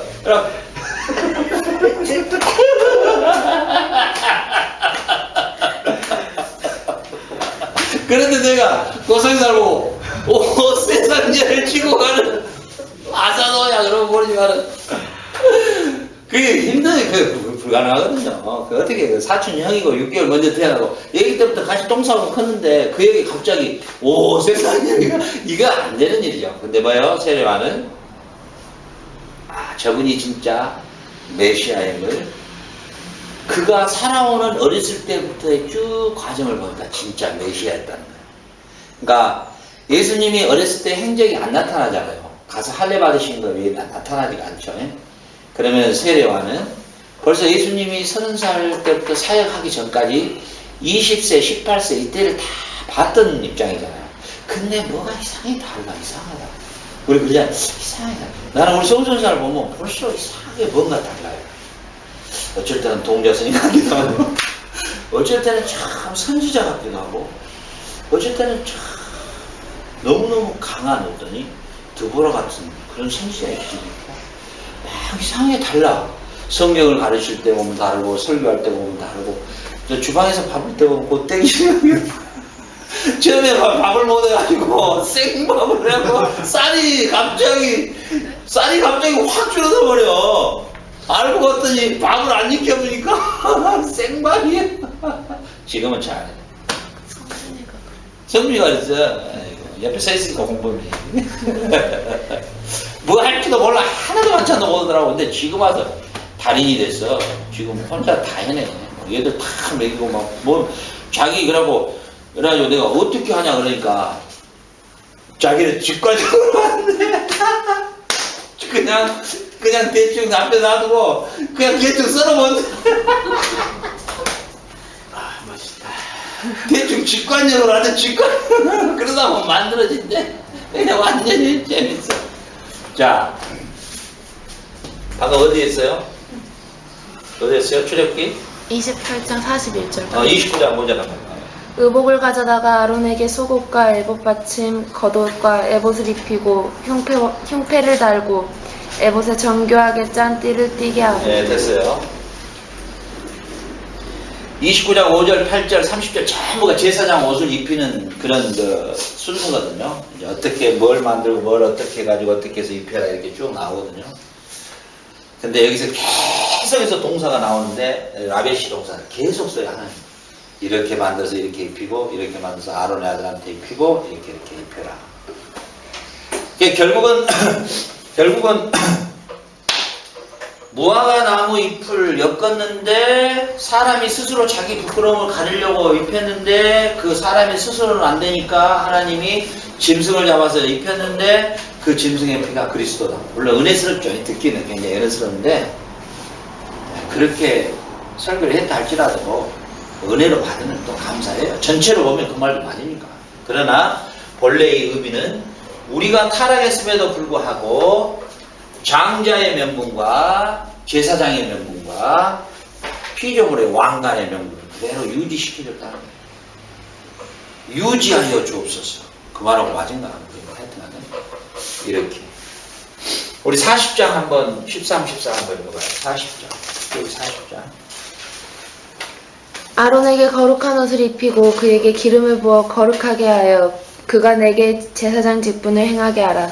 너는 또 그 아들들을 데려다가 그들에게 겉옷을 입히고. 오케이. 그러니까 아론에게 그 옷을 입혀라. 그리고 그가 나에게, 누구에게? 하나님 나에게 제사장의 직분을 행하도록 하라. 그러니까 결국은 아담에게 범죄했음에도 불구하고 제사장의 직분을 그대로 유지하도록 했다는 거죠. 그런 측면에서 아담은 오실 그리스도에 대한 표상이다. 아담에게 여전히 왕직, 제사장직, 선지자직, 장자의 직분을 그대로 유지시켰기 때문에 완전한 장자요, 완전한 왕이요, 완전한 대제사장이신 그리스도, 히브리서의 주제다 했죠. 대제사장이신 그리스도의 주제가 히브리서고요. 왕으로 오신 그리스도가요, 마태복음이에요. 예? 알겠죠? 예? 그렇죠? 예. 그렇게 성경은 그런 구조로, 이게 그래서 마태복음은 왕으로 오신 그리스도에 대해서 쭉 거기다 초점을 다 맞춰요. 그분은 만왕의 왕이시다. 예. 그 다음에 그가 사람으로 오신 분이다. 인자로 오신 분이다. 이런 것들을 쭉 마가, 누가에서는 그가 우리를 치료하시는 치료의 하나님으로 직접 오신 것이다. 그리고 세계를 전부 몽땅 꺼내서 전체적으로 다시 세계를 합본화시켜가지고 그 예수님이 말하셨던 의미가 구체적인 것이 뭐였느냐를 요한복음에서 설명해요. 세계를 다시 하나로 묶어가지고 그 예수님이 말하신 의미와 행한 표적의 의미가 어떤 의미였는가, 이것을 또 이제 요한복음에서 말하면서 그분이 바로 누구냐, 그분이 바로 로고스다. 그분이 바로 로고스다. 로고스다. 그분이 바로 로고스다. 로고스가 뭐예요? 철학, 그 당시 철학에서 우리가 구원 얻는 것은 그리스도를 통해서 구원 얻는 게 아니라, 철학자들이 사용하는 용어였어요. 이게 로고스라는 단어가. 우리는 오직 로고스로만 구원 얻는다. 로고스가 뭐냐? 바로 지식이다. 철학은 지식이잖아요. 필로소피아, 지식을 사랑하는 자다. 거기서 필라델피아 나오잖아요. 그러니까 우리는 지식을 통해서 구원을 얻는 거지, 예수 그리스도라고 뭐 이상한 이야기를 했었는데 그게 아니다. 이것이 완전히 그 당시에 헬라는 철학의 본산이잖아요. 헬라 철학이. 그래서 그때 사도 요한은 의도적으로 쓰는 거예요. 로고스. 그래서 엔아르케 호 로고스. 그 다음에 이 로고스는 로고스. 그 다음에 이분은 누구였느냐? 데오스였다. 이렇게 말해요. 그러니까 뭐냐면 그분은 뭐냐? 프로스 톤 데온. 이분은 누구였느냐?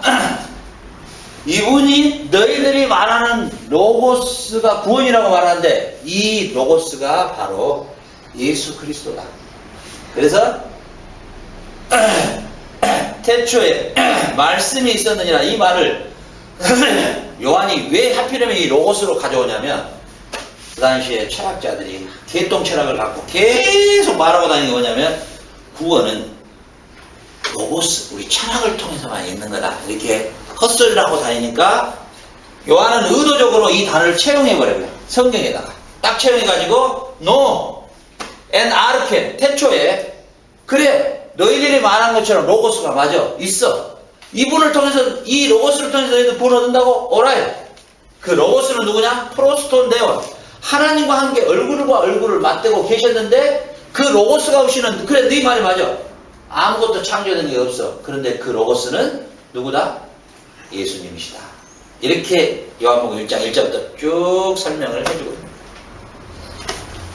이해가 가시죠? 예. 그래서 지금 하나님께서 타락한 아담에게 여전히 왕직, 선지자직, 제사장직을 주심으로써 이거 완성이 어떻게 우리 인간이 잃어버렸던 왕직, 제사장직, 선지자직을 완벽하게 다시 복원시키는 작업이 하나님의 구속의 경륜이라고 말할 수 있어요. 그래서 이제 이제 베드로 사도는 봐라, 너희가 이제 왕 같은 제사장으로 이제는 회복된 존재다, 이렇게 말하고, 복음서에서 구체적으로 예수께서는 아담의 오실 자의 표상이라. 자, 이거 어디에 있죠? 이 구절이 어디에 있죠? 아담은 오실 자의 표상이라. 로마서 6장. 읽어보세요. 로마서.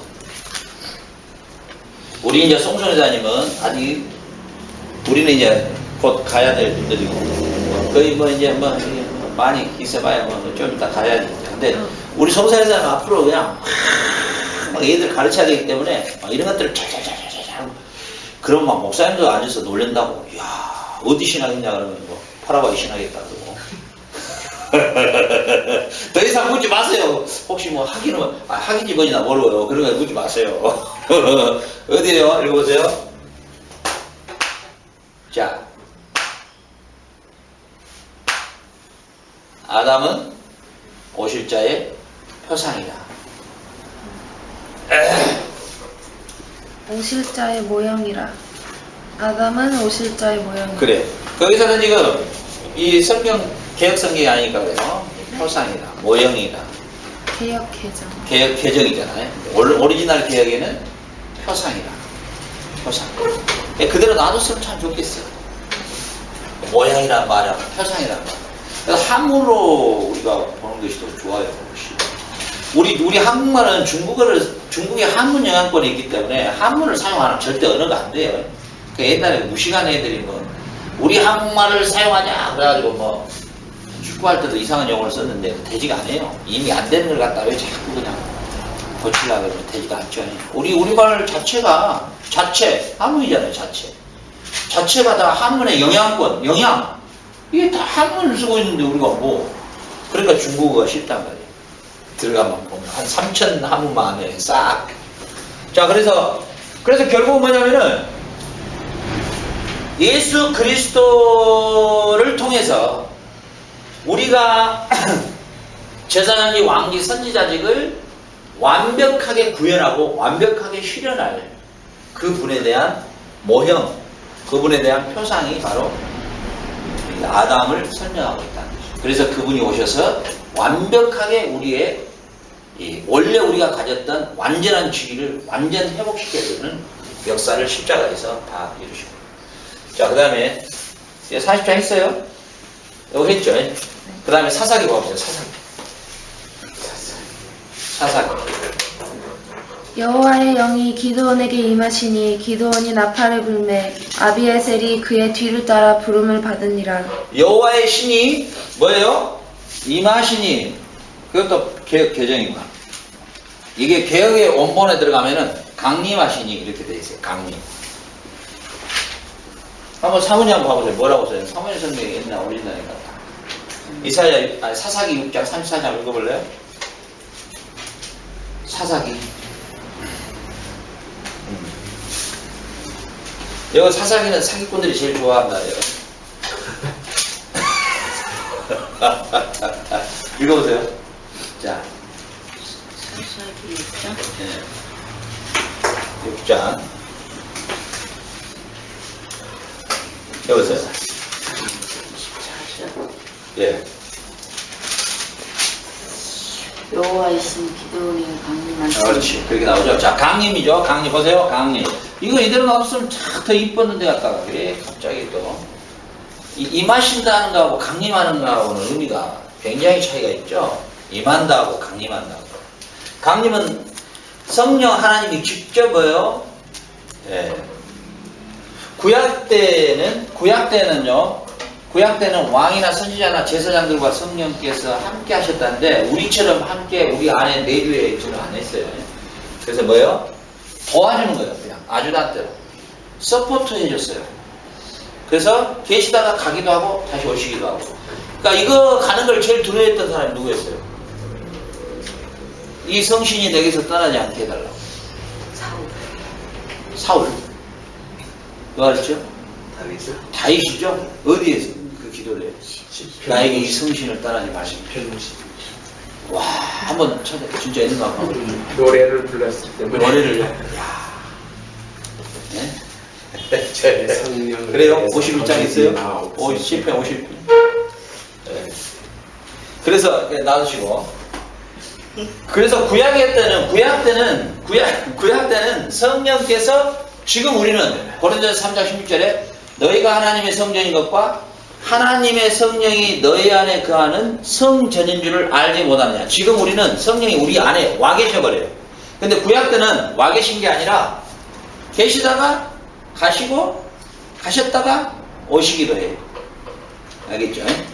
그래서 그대로 풀자면은 이걸 히브리어로 헬라어로 뭐냐 하냐면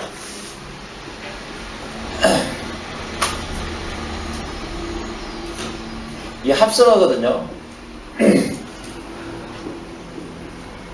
자, 파라크레토스인데요. 파라란 말이 이거예요. 주변이란 말이에요. 주변.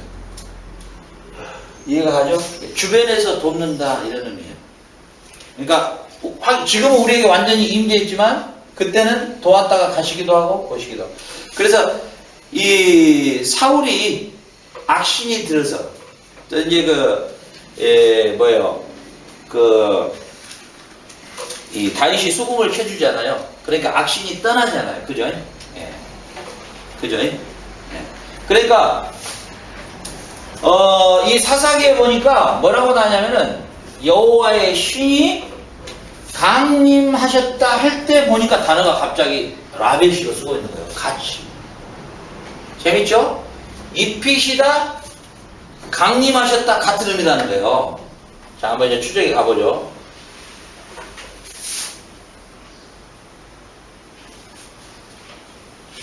이 구절을 찾아내면 제가 비록 돈은 없지만 제가 2만 원을 상금으로 드리겠습니다.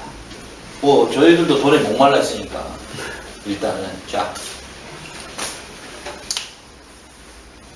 이 우리 가운데 거하심에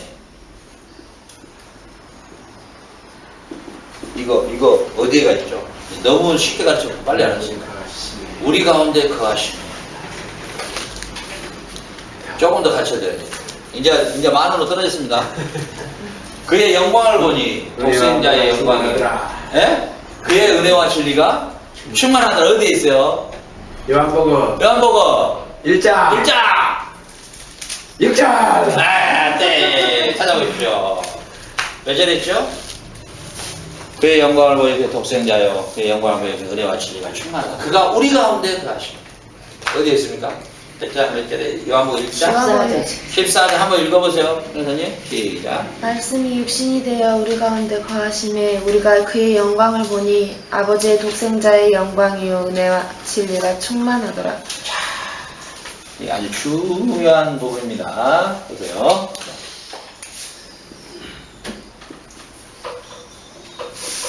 자, 보세요. 이 라베시 입히시다. 구약에 성막을 입혀라.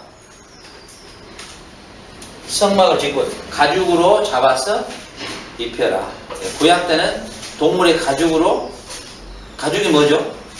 가죽이 뭐라 그래요? 스페인어로? 삐엘. 예. 구 뭐요? 꾸에로. 꾸에로포는 뭐예요? 혹시? 꾸에로 몸, 신체. 몸이고 그 다음에 가죽은 뭐죠? 꾸에로요? 꾸에로. 꾸에로.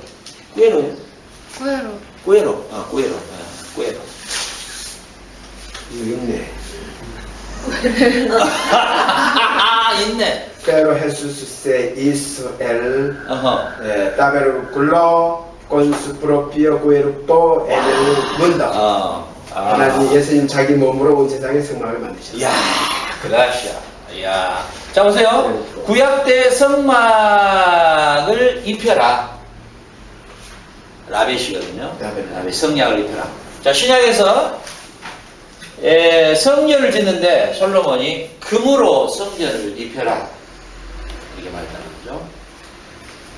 그런데 예수님께서 요한복음 1장 14절에서 그분이 우리 가운데 거하심에 그분이 우리 가운데 거하심에 그분이 우리 가운데 강림하심에 그분이 우리 가운데 거하심에 이제는 예수 그리스도의 십자가에 피 뿌리시고 살찌킨 육체로 온 세상을 뭐했다? 덮었다. 그래서 구약 때 성막 안에서 유일하게 속죄의 사건이 일어났다. 대속죄의 사건이 유일한 방식이다. 속죄의 방식이. 그리고 구약과 신약의 분기점에서 예루살렘 성전을 향해서 기도할 때 하나님은 들으시고 죄의 용서함을 주셨다. 그런데 이제는 성막을 덮는 라벳이 성전을 덮는 금으로 덮는 라벳이가 아니라 그리스도의 몸으로 온 세상을 덮어버렸다. 그래서 그리스도의 십자가와 죽음의 사건의 살찌키심은 온 지구촌의 성막으로 덮어버리는 사건이다. 이것이 바로 간이다. 구약에 우리가 봤던 간. 온 세상이 하나님의 성전과 성막이 되는 것을 하나님은 목표로 일하시기 시작하셨는데 요한은 이렇게 고백하고 있다는 거죠. 그의 독생하신 영광을 보니 그가 우리 가운데 거하심에 무슨 말이야? 우리 가운데 그가 텐트를 치셨음에 성막을 치셔버렸다. 그분의 몸으로 온 땅에 누구든지 그리스도 안에 들어오면 성막 안에 제사장이 동물의 피를 가지고 와서 속죄함을 받았던 것처럼 금으로 덮었던 성전 안에서 하나님이 기도를 들어주시고 예루살렘 성전 안에서 이스라엘 백성이 제사함을 받았던 것처럼 이제 그리스도 안에 들어오면 누구든지 다 제사함을 얻는 그 영광의 성막을 주님의 그 몸으로 육체로 온 세상에 쳐버렸다. 거하시네. 이런 의미입니다. 그래서 그리스도 안에 들어온 자는 성막에 들어온 것과 같고 그리스도 안에 들어온 자는 성전에 들어온 것과 같다. 그래서 어째 누구 똘마니들은 안식일날 그렇게 밀가루 놓고 돌아다니냐? 예수님이 나는 무엇보다 크다? 성전보다 큰 자니라. 그러니까 이런 구약의 배경을 이해 못하면 예수님의 말이 무슨 의미인지 우리가 잘 깨닫지를 못해요. 나는 성전보다 크다. 왜? 너희들은 과거에 성막을 통해서 성전을 통해서 하나님과의 죄의 문제를 해결했지만 나는 이 성막과 성전보다 더 큰 나는 내 몸으로 이 땅에 성막을 다 치료하고 그러니 내 안에 있는 우리 제자들은 제사장보다 더 큰 자들이냐. 그렇기 때문에 내 제자들은 안식일도 일할 수 있다. 왜? 제사장은 일했지 않느냐. 그런데 성전보다 큰 나 안에 있는 우리 제자들이 주일날, 안식일날 병든 자를 고치러 다니는 것은 제사장보다 더 큰 자들이다. 왜? 그 제사가 다 곧 내가 받았던 제사이기 때문에. 응? 내가 받았던. 나에게 제사를 드리기 위해서 수종 들었던 제사장이나 대제사장들은 안식일날 범에도 아무렇지 않았지 않느냐. 나와 함께 일하고 있는 이 제자들이 안식일날 밀가루를 먹고 돌아다니고 이런 일이 전혀 관계가 없다. 이렇게 설명을 해주는 거예요. 근데 이것을 못 알아듣는 놈은 죽어도 못 알아들으니까. 그래서 놀라운 단어가 이 라벳이라는 단어가 그러니까 성경에 나타나는 중요한 계시 언어라 그럽니다. 이걸 계시 언어라 그래요. 계시 언어.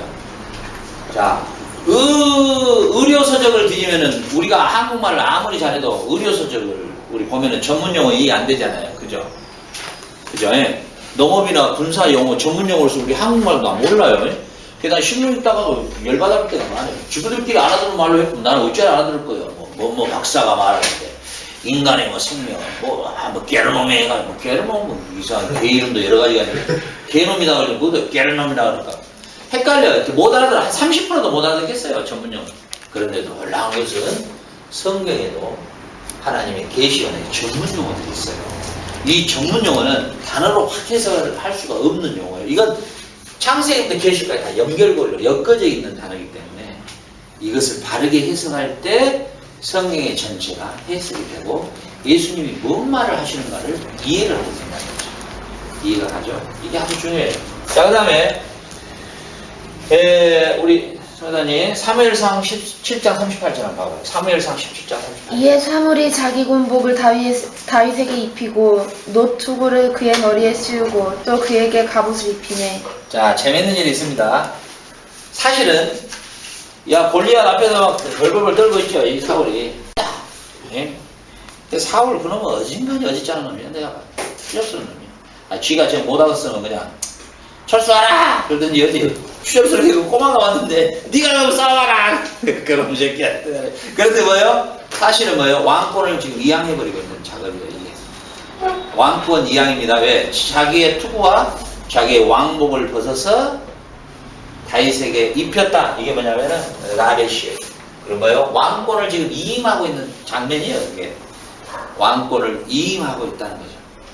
하나님의 작업은 나중에 다윗이 뭐 쫓겨나가고 어쩌고 해가지고 뭐 유다로 들어와가지고 12지파를 접수해가지고 왕이 된 게 아니고 이미 여기서 왕권이 이양되고 있어요. 하나님 거예요. 라벳이 이미 왕권을 다윗에게 이양해주고 있는 장면이죠. 그때 라벳이 사울의 왕권이 언제 넘어갔냐 이렇게 혹시 성경 퀴즈를 내면 절대 못 알아맞히죠. 근데 사울의 왕권은 이때 넘어가요. 이미 왕권을 위한 왜? 라벳이니까. 이 라벳의 계시 언어는 하나님과의 직접적인 연관된 계시 언어이기 때문에 그러죠. 우리가 똑같이 밥을 말해도 엄마가 밥을 해줬다고 내가 오늘 기사식당에 가서 밥 먹었다고 틀려요. 밥이라는 단어가 엄마가 밥을 해줬다는 그 단어 안에는 여러 가지의 내적인 게 포함되어 있죠. 뭐가요? 엄마하고 나하고의 언약관계에 연결고리가 있는 거죠. 근데 기사식당에서 내가 밥반을 먹었다고 그건 내가 돈 주고 먹어본 거예요. 그거하고는 기사식당 아줌마하고 나하고 아무 관계가 없어. 뭐 고맙습니다. 뭐 말은 잘 고합니다. 뭐 이렇게는 하죠. 그러나 엄마가 나를 밥을 해줬다. 이거 완전 틀려버려요. 이건 언약관계 안에서의 밥이야. 그러니까 계시 언어가 똑같이 밥이라는 단어가 나타나도 하나님과 연결고리를 갖고 있는 언어는 완전 해석이 틀어져 버려요. 이해가 가시죠? 예? 지금 그렇게 연결고리가 하나님과의 구속의 연결, 하나님의 구속 역사의 연결고리, 다윗 왕을 통해서 그리스도가 오시는 작업이 연결이 되어 있기 때문에 사울이 지는 얼떨결에 흥분해가지고 네가 가서 싸워라 하고 왕복을 벗어서 입혔지만 하나님과의 연결고리가 된 어느 계시 언어이기 때문에 이미 이 작업은 지 스스로 왕권을 포기하고 다윗에게 왕권이 이임되는 것이에요. 이해가 가죠? 그래서 예수 그리스도는 그래서 다윗 왕을 기점으로 해가지고 왕으로 오신 그리스도를 설명하는 게 마태복음이에요. 그래서 마태복음은 계속 예수님의 왕되심을 계속 강조해요. 마태는 여기다가 초점을 계속 두고 이제 나중에 그 성경을 그 초점에서 한번 읽어보세요. 왕의 예수님 왕되심을 계속 마태는 거기다가 초점을 맞춰주고 있다고. 이렇게 이제 작업이 됩니다. 자, 이사야서 61장 10절 합니다. 이사야서 61장 10절. 내가 여호와로 말미암아 크게 기뻐하며 내 영혼이 나의 하나님으로 말미암아 즐거워하리니 이는 그가 구원의 옷을 내게 입히시며 공의의 겉옷을 내게 더하심이 신랑이 사모를 쓰며 신부가 자기 보석으로 단장함 갖게 하셨느니라. 됐습니다. 어제 우리 저녁에 우리 메시지 했죠. 자, 이 이사야서의 구조는 첫 번째 이사야서 6장에 우시아 왕이 죽을 때 그 보좌에 앉으신 그리스도 만왕의 왕 되신 그리스도 그러죠. 7장 9장으로 넘어가면서 그가 뭐 하실 것이다? 육신을 입고 인카네이션 할 것이다. 성육신 하신 그리스도에 대해서 그 다음에 그가 넘어가면서 그가 53장에서 어떤 십자가의 처절한 죽음을 맞이할 것인가. 그것은 하나님의 철저한 이사야 53장 10절에 그건 하나님의 철저한 계획이셨어요.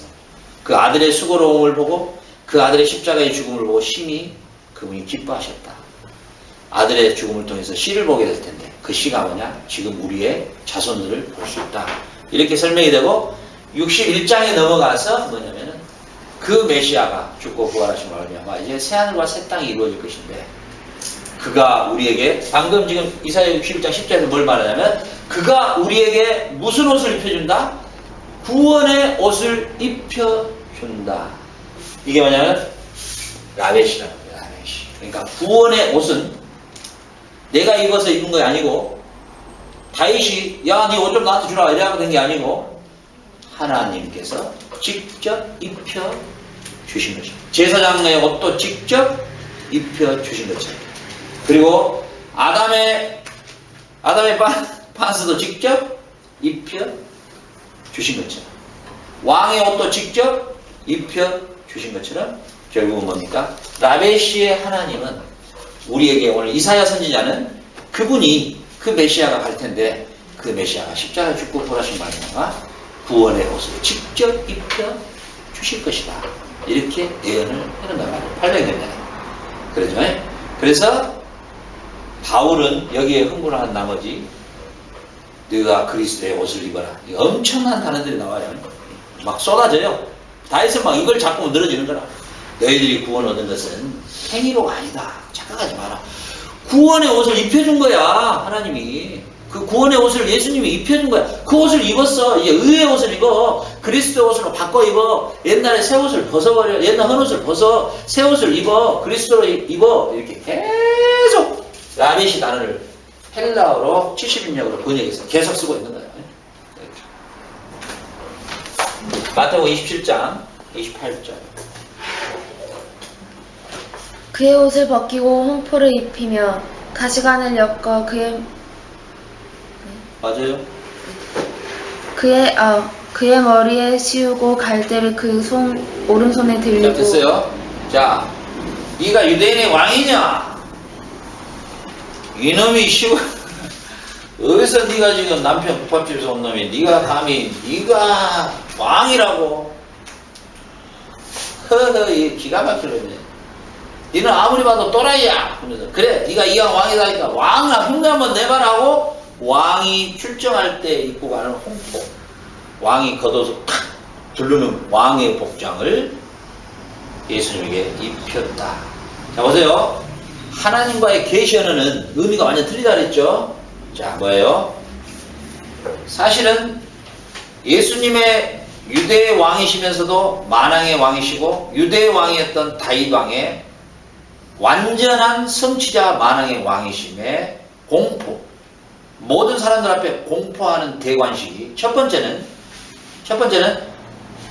세례요한에서 요단강에서 물에서 올라오실 때 하늘에서 이는 내 사랑하는 아들이라, 이는 만왕의 왕이라 직접 대관식을 1차 했죠.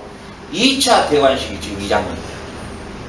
사람들이 봤을 때는 십자가가 비참한,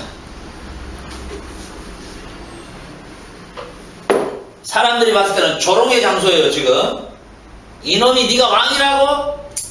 이놈 그래 한번 왕의 흉내를 내주마 하고 왕의 흉포를 입혔다. 라벳이 입혔어요. 자, 이건 뭐예요? 이건 그러니까 이 성경이 참 놀라워요. 보면 볼수록 뭐냐면은 그 자리가 조롱의 자리요, 가장 웃음거리의 자리인데 이미 거기서 두 번째 선포가 되고 있는 거예요. 진정한 이분이 유대의 왕이요, 이분이 바로 다윗의 자손에서 올 수 있는 진정한 만왕의 왕이요, 이분이 진짜 왕임을 선언하고 있는 거예요. 이 바보 새끼들이. 그리고 나무의 폐에다가도 직접 이분은 유대인의 왕이라고 붙여요. 네. 그러니까 그들이 스스로 인정해버린 거죠. 스스로 인정한 이들은 결코, 그들은 스스로 인정했던 거예요. 사실 스스로 만왕의 왕. 놀랍죠? 사울은 네가 가 싸워라 하고 왕복을 벗어서 입혔는데 지 스스로 왕권을 포기하고 다윗이 진정한 왕의 대관식을 하고 있는 거예요. 조롱의 대상들이 누구예요? 그 당시에 블레셋 놈들은, 골리앗 놈들은 막 웃고 있는 거야. 너희들이 섬기는 하나님이 웃기고 있네. 네가 진짜 귀냐? 이 상태하고 홍표를 입혀놓고 네가 진짜 메시아냐? 왕이냐? 다윗이 더벅 간다 말이죠. 앞에까지는. 이놈이 네가 이스라엘의 왕으로 온 놈이냐? 이 조롱의 장면과 똑같아요. 흡사해요. 그런데 뭐예요? 다윗이 딱 칼을 빼고 와가지고 골리앗의 목을 그대로 쳐버리잖아요. 조롱의 자리에서 승리의 자리로 반전시키죠. 예수 그리스도의 가장 조롱의 자리에서 흉터를 씌우고 채찍을 맞고 조롱의 자리에 딱 십자가에 올라갔는데 그 올라간 그 순간 이 로시의 대가리가 잘라져 나가는 순간이죠. 가시적으로 봤을 때는 다윗이 곧 죽을 것 같아요. 이 새끼가 내가 보니까 완전 메뚜기네. 그 장면인데 반전되거든요. 딱 반전되는 거예요. 딱 반전되는데 오히려 다윗이 칼을 가져와서 대가리를 썰어버리죠. 그리고 뭐요? 예수님이 십자가에 처절하게 달린 것 같은데 딱 운명할 때 사단은 뭐예요? 대가리가 딱 잘려나가는 거예요. 그러니까 그 패션 오브 크라이스트 보니까 상당히 그 의미를 많이 부과했더라고요. 이렇게 십자가에 탁 엘리엘이라와 사막단이 하고 있을 때 사단이 미쳐버리더라고요. 사단이 마지막 무너져버려요. 그 돌이 쫙 열리면서 예수님이 걸어나온 장면으로 끝나죠. 상당히 참 잘 만들었다 싶어요. 캐톨릭에다가 좀 초점을 많이 맞춰가지고 좀 문제가 있는데 마리아를 거기서 절대 부각시켜서는 안 되는데 캐톨릭은 항상 그걸 부각을 시켜야 되거든. 그런데 어찌됐든 간에 이 장면이 뭐냐면은 바로 이 장면이에요. 이 장면이 우리가 이 장면을 갖고 설교를 한다면 이 참 너무너무 은혜스러운 설교죠. 여기서부터 설명이 들어가면서 이 러시라는 거하고 그 다음에 이 라베시라고 하는 거예요. 이것을 같이 묶어서 들어가면 이게 성도들이 충분히. 자, 마지막 누가복음 15장 22절. 아버지는 종들에게 이르되 제일 좋은 옷을 내어다가 입히고 손에 가락지를 끼우고 발에 신을 신기라. 아까 이게 이제 그 탕자의 비유에서 제가 1차적으로 말씀드렸던 부분이죠. 아까 똑같은 설명이고요. 그래서 오늘 우리가 할라크와 그 다음에 러시와 그 다음에 라베시 이걸 통해서 이게 철저하게도 창세기부터 계시록까지는 연결되어 있는 연결고리의 계시 언어로 출발되고 있다. 그 창세기 따로, 출애굽기 따로, 저기 마태복음 따로, 요한복음 따로 이렇게 보는 게 아니라 전체에서 항상 부분을 해석해 가야 됩니다. 그래서 창세기가 특히 1장부터 12장까지는 너무너무 중요해요. 그 계시 언어가 언약 계시 언어들이 다 1장부터 12장이 다 나오니까.